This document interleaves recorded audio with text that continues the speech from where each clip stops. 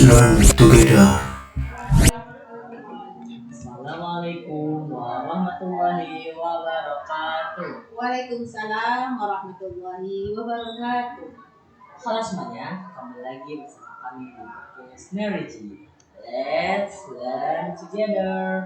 Kali ini kita kedatangan tamu spesial nih dari Ibu Sri. Halo Ibu. Halo Dimas, halo Zahra. Pada kesempatan kali ini Ibu Sri ingin sedikit menjelaskan materi tentang Pancasila dan Hari Kemerdekaan. Silakan Ibu. Baik, anakku sekalian, terima kasih anakku Dimas dan Zahra. Pada kali ini dan selamat siang kepada semuanya. Kita akan membicarakan karena besok kita bertepatan dengan Hari Kemerdekaan. Dan bersyukur kita sudah melewati tahun-tahun dan sekarang sudah berapa hari Mas? 78. Ya. Sudah 78 tahun kita ada dalam kemerdekaan. Syukur alhamdulillah. Nah, pada kali ini kita akan berbicara mengenai kemerdekaan itu sendiri. Ya, bahwa kemerdekaan mempunyai makna-makna yang banyak, di antaranya satu mungkin dimasuk, iya, bebasnya dari hubungan penjajahan. Kedua, terlepas dari hukum dasar kolonial dan berlakunya hukum dasar nasional.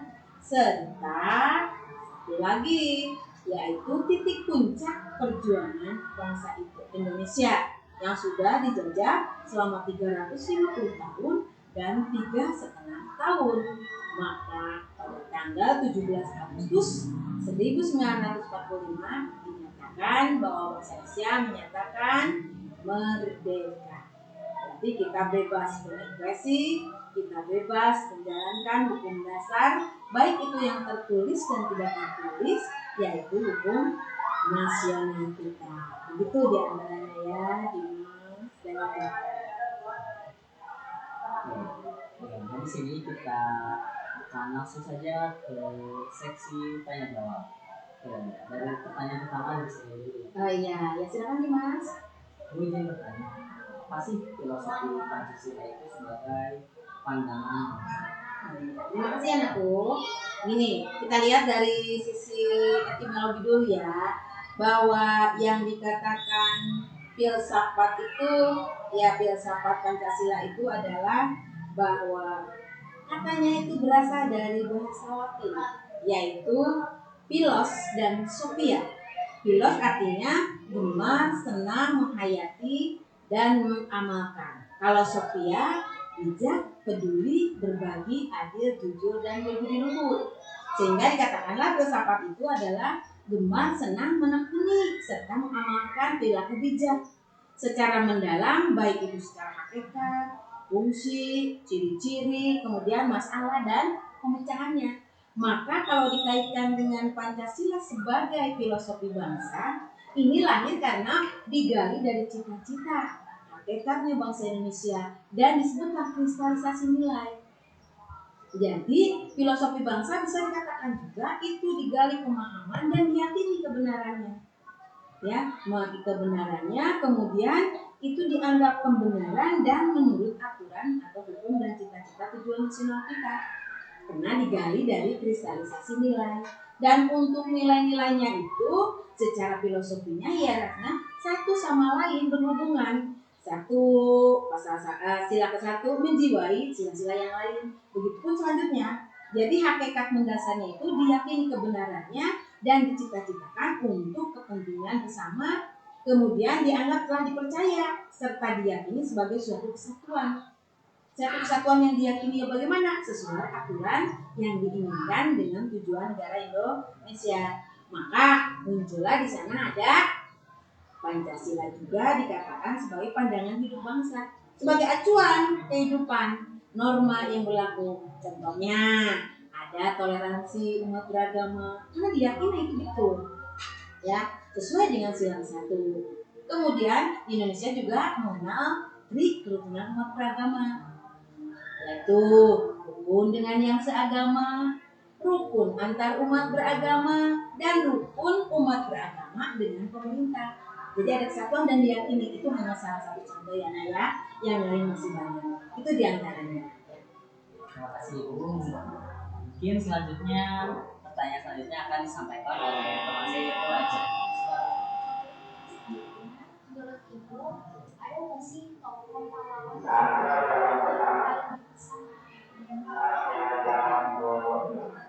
paling berkesan dan bisa diambil Iya. Sebetulnya semua pahlawan Ibu favorit. Sangat favorit. Karena yang dikatakan pahlawan itu sendiri dasar diambil dari dua kata pahala dan wan. Pahala itu jasa, wan itu orang. Jadi orang yang berjasa adalah pahlawan. Ya mungkin pada saat itu kita pada masa kemerdekaan, pada sebelum kemerdekaan, pada sekarang zaman kemerdekaan pun banyak pahlawan. Kalau dulu kita memanggul senjata mencapai titik itu, titik kulminasi. Pahlawan kita banyak, orang-orang yang berjasa banyak, yang telah mengorbankan pikiran, darah, melewati senjata, memanggul senjata, diplomasi. Tujuannya satu, untuk cita-cita merdeka. Sekarang setelah merdeka, kalian bisa juga jadi pahlawan. Karena dari kata itu saja pahala dan wan. Ya, seperti contohnya kalau Dimas atau Ajara bisa jadi pahlawan itu. Saya ambil contoh, misalkan di sekolah kita sudah diluncurkan agen perubahan, agen duta perubahan, yaitu berbicara tentang bagaimana kita jangan sampai ada bullying, bagaimana menyamakan manusia yang satu dengan manusia yang lain. Sesuai dengan sila kedua, mitreka satata, dengan bangsa yang lain juga kita sama. Ya, kemudian apalagi yang dekat di sekolah, maka kita ada duta perubahan. Jadi pahlawannya itu macam, kalau di lingkungan ada duta apa kita dipilih? Duta Cita Lingkungan. Ya, kita punya logonya Cinta Lingkungan. Bagaimanapun juga itu berbicara yang kecil di sekupnya adalah pahlawan. Apa yang bisa kita tolerankan, apa yang bisa kita berikan kepada lingkungan dan bermanfaat, dan itu disebutkan jasa dan tidak tanpa pamrih. Kalau pahlawan itu tanpa pamrih, jadi bisa disebut pahlawan. Anda adalah pahlawan dalam bidangnya masing-masing. Atau di kita dibentuk lagi setelah duta literasi. Di sekolah kita kan ada duta literasi ya sekarang. Jadi kita punya duta literasi. Itu berbicara tentang bagaimana menumbuhkan minat baca. Berarti itu pahlawan juga, pahlawan bidang pendidikan dan ilmu pengetahuan. Jadi pahlawan, saya tidak ingin mengatakan memfavoritkan semua pahlawan. Ya, kalau berbicara Islam ya kan Nabi Muhammad SAW. Kemudian yang lain-lainnya semua favorit. Gitu ya. Jadi yang paling nomor satu yaitu kalau dalam keyakinan saya Nabi Muhammad SAW. Tapi ya orang yang berjasa dari sejak kemerdekaan sampai saat ini itu adalah pahlawan. Dan kalian dalam generasi menuai kata pahlawan itu tanpa pamrih. Kalian bisa juga jadi pahlawan ya. Ajara, bisa di keluarganya, bisa di sekolah, bisa di lingkungan, untuk dirinya sendiri, untuk keluarga, negara dan bangsa. Gitu ya Nak ya. Jadi kita mulai menumbuhkan rasa empati terhadap diri pribadi, lingkungan, apalagi agama dan negara dan bangsa. Mungkin itu ya Nak ya. Baik Ibu, terima kasih untuk jawabannya. Untuk pertanyaan berikutnya, bagaimana langkah yang sebaiknya diambil oleh generasi penerus bangsa agar mereka ikut berkontribusi bagi Indonesia yang sudah memproklamasikan kemerdekaannya ini? Ya, kalau kata kontribusi berarti itu action. Yes. Bagaimana kita melakukan? Yang pertama mungkin dari diri sendiri dulu. Kita merasa bahwa kita adalah bagian dari masyarakat yang kita hidup. Ya, contohnya di keluarga. Kontribusinya apa di keluarga dalam mengisi ini? Membantu orang tua. Iya, membantu orang tua. Atau membuat, karena kita tahu ya, kita kan punya bisa ya. Visi kita, tujuan sekolah kita adalah bisa. B-nya itu berakhlak mulia. I-nya inovatif dan kreatif. S-nya solidaritas. Sehat. sehat ya. Sehat itu bukan berarti sehat badannya saja, tapi harus jasmani dan rohaninya. Kemudian A-nya adaptif. Jadi adaptif itu mengadopsi, kemudian menemukan atau mengadaptasinya dari luar dan dari dalam. Kita tidak menutup diri. Itu SMP Negeri 1. Jadi bagaimana kontribusinya? Satu, bisa dengan pikiran, bisa dengan tindakan, atau bisa juga dengan perbuatan, ya.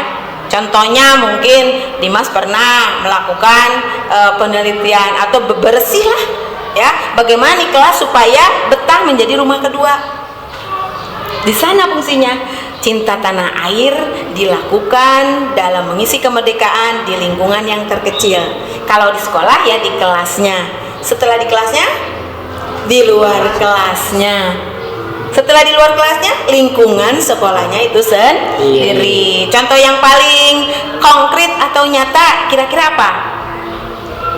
Kalau sekarang ya ada pembersihan WC. Ada, sampai kita semua limit, alhamdulillah. Kelas sekarang ada regu berfungsi dengan baik. Ini di bidang kebersihan baru satu bidang kontribusinya, ya.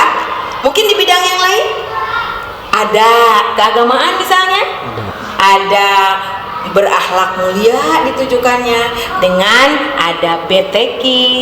Kalau di sekolah, kalau di masyarakat mengaji ya banyak. Di masyarakat juga misalkan bisa dengan mengaji, pembiasaan gitu ya, pembiasaan hal-hal yang baik itu di masyarakat. Kalau di negara dan bangsa, kita kalau sudah pribadinya baik berarti keluarganya baik, masyarakat baik, negara juga akan baik gitu. Jadi dari satu person saja udah membuat baik semuanya. Nah, sehat di sini sehat jasmani rohani sesuai dengan tujuan pembangunan kita.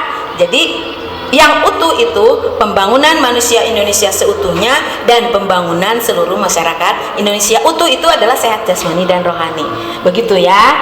Jadi kontribusinya banyak, baik di lingkungan keluarga, sekolah, negara, masyarakat. Apa yang bisa kita lakukan untuk orang lain dan bermanfaat, maka itu menjadi kontribusi. Kalian juga bisa mengkontribusikan baik itu di lingkungan sekolah, di lingkungan masyarakat, di lingkungan negara dan bangsa, di lingkungan yang sifatnya sudah meluas, ya. Apalagi sekarang medsos, ya. Medsos itu kan sekarang sudah menjadi acuan pertama, baik itu untuk Anda berkontribusi di dalam lingkungan yang terkecil atau yang sudah tingkat dunia. Medsos itu bisa. Bagaimana kita menggunakan medsos itu? Maka ada kata sebelum di share maka harus disaring. Bisa kita menularkan kontribusi lewat pikiran yang berguna, memberikan ilmu pengetahuan, memberikan ide-ide gagasan. Itu juga bisa masuk kepada kontribusi di bidang pendidikan, IT, bidang apa saja, tapi di dalam kajiannya media sosial atau IT. Belajar bisa dari sana, mengajar bisa dari sana, berkontribusi bisa. Itu hanya salah satu bagian terkecil saja. Kalian bisa berekspresi, mengkontribusikan pemikiran Anda yang dapat digunakan untuk kemajuan minimal diri pribadi, keluarga, sekolah, masyarakat, negara dan bangsa. Siapa tahu Anda nanti Ibu doakan lebih sukses, lebih maju, dan bisa menjadikan anak-anak yang soleh dan soleha. Ya, itu diantaranya. Ya. Terima kasih atas jawabannya Ibu. Oh, dan Ibu sebagai penutup nih, Ibu ada gak sedikit kata-kata yang bisa membangkitkan semangat para generasi muda, contohnya seperti kami? Oh ya, ya diantaranya Ajahra dan Dimas ya. Sebagai generasi muda, mari kita tingkatkan keterampilan kita, kinerja kita, kontribusi kita dengan bidang apa yang kita miliki, dan selalu berusaha untuk menjadi lebih baik dengan mengatakan Bismillahirrahmanirrahim, la haula wala quwata illa billahil aliyil azim. Sehingga semua yang kita kerjakan, kontribusi yang kita kerjakan diridhoi oleh Allah dan menjadikan cikal amal dan di dunia untuk kebaikan dan di akhirat. Itu ya Dimas. Jadi apa yang kita kita bisa, apa yang kita mampu, dan hidup akan lebih berwarna apabila hidup kita bisa mewarnai dan bisa membuat orang lain lebih bahagia dan bermanfaat. Itu diantaranya ya. Tetap semangat, tetap dengan cita-cita yang tujuan negara yang dituangkan dalam pembukaan UUD 45. Bahwa yang pertama ada di dalam tujuannya, ada alinea keempat pembukaan UUD 45. Itu diantaranya ya. Ya mungkin. Oke, terima kasih Ibu. Oke, tidak terasa ya sudah panjang sekali materi yang Ibu jelaskan, dan semoga saja bisa bermanfaat bagi kita, umumnya bagi kita, khususnya bagi kita semua. Oke, terima kasih. Wassalamualaikum warahmatullahi wabarakatuh. Waalaikumsalam warahmatullahi wabarakatuh. Dari semuanya.